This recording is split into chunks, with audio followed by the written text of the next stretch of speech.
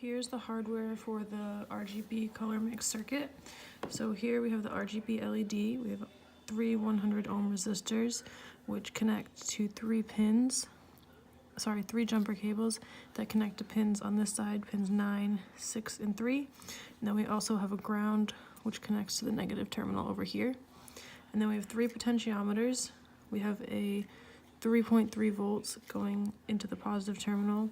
Each one is connected by a wire, and then each of these three wires go into the analog pins, which are 0, 1, and 2.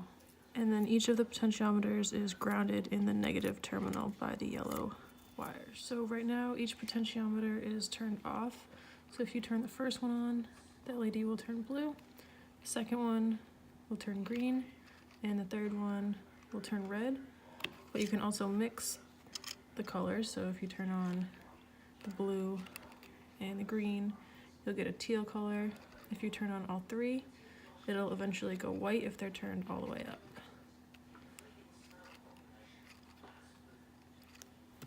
Here we have the code for the basic color mix RGB. So to start, you create constants for the analog inputs and then constants for the digital inputs, which are what the RGB pins are connected to. And then you create variables which will store the values. Here you're setting the RGB pins to output, and then once you're inside the loop, so now the code that repeats is the red, green, and blue values are determined by the readings of the red, green, and blue potentiometers respectively. And here you define the values of each color by using the map function. Lastly, the colors to be displayed are determined by the analog write values.